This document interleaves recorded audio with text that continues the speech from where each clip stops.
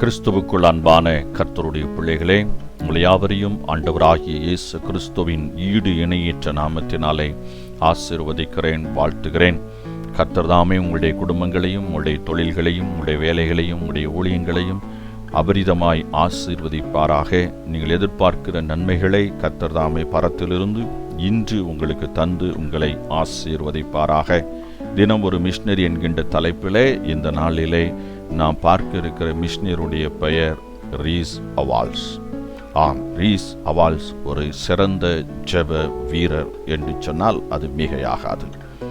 முழங்காலில் நின்று எல்லாவற்றையும் சாதிக்க முடியும் என்று ஒரு விசுவாசத்தையும் நம்பிக்கையும் இந்த உலகத்துக்கு விதைத்தவர் இந்த ரீஸ் என்பவர்.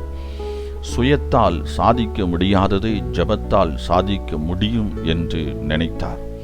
ஜெபத்தை விட அதிக பலம் பொருந்திய ஆயுதம் இந்த உலகத்தில் வேறு ஒன்றும் இல்லை என்பதை உண்மை என்று இவர் உணர்ந்தார். நிச்சயமாக நீங்களும் இதை உண்மை என்றே சொல்ல முடியும். ரீஸ் ஜெபத்தில் ஒரு புதிய பரிமாணத்தை கண்டவர். இவரின் ஜெபம் ஒரு குறுகிய வட்டத்திற்குள் அடங்கியதல்ல. தனக்காகவும் தன் குடும்பத்திற்காக மாத்திரம் இவர் ஜெபிக்கிறவர் அல்ல.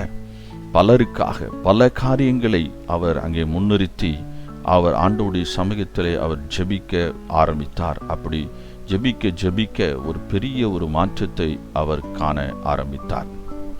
இவருடைய ஜெபத்திலே பேரானந்தம் அடங்கியுள்ளது என்றால் அது மிகையாகாது. பரிசுத்த ஆவியானவரால் ஆட்கொள்ளப்பட்ட ரீஸ் பிறருக்காக பரிந்து மண்டாடுவதில் சிறந்தவர். இடைவிடாமல் ஜெபத்திலே தரித்திருந்தவர். ஜெபத்தின் மூலமாக இறைவனுடன் இரண்டர கலந்திருந்தார் இவர். விசுவாசத்தோடு கூடிய ஜெபத்தினால் அநேகர் இவர் மூலமாய் அற்புத சுகத்தை பெற்றார்கள் என்று சொன்னால் மிகையாகாது. சரீர சுகத்தை விட ஆன்மீகத்தில் அநேகர் சுகமடைந்தார்கள். அநேகர் ஆன்மீகத்திலே சுகமடைய வேண்டும் என்ற அக்கறையும் இவருக்கு அதிகமாய் இருந்தது.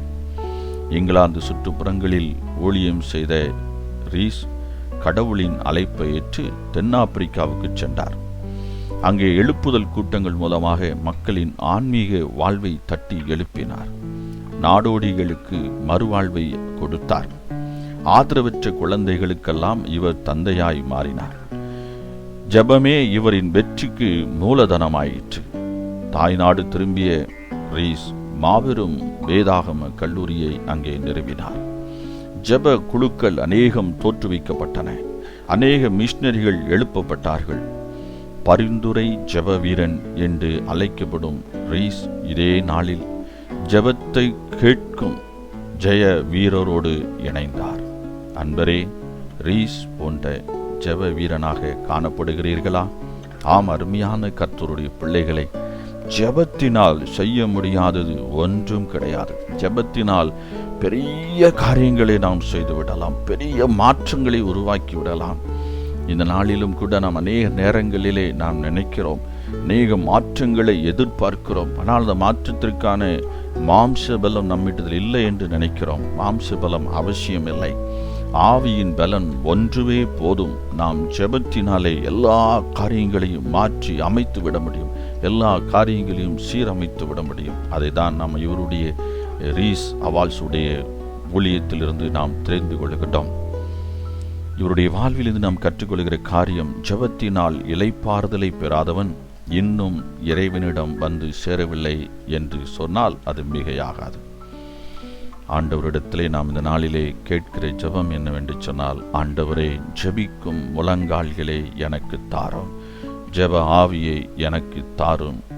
ஆமேன், ஆமேன், ஆமேன். தியானத்திற்கான வேத பகுதி யாத்ராகமம் 23வது அதிகாரம், சங்கீதம் 77, மார்க் 9வது அதிகாரம். இந்த வேத பகுதிகளை நீங்கள் தியானியுங்கள்.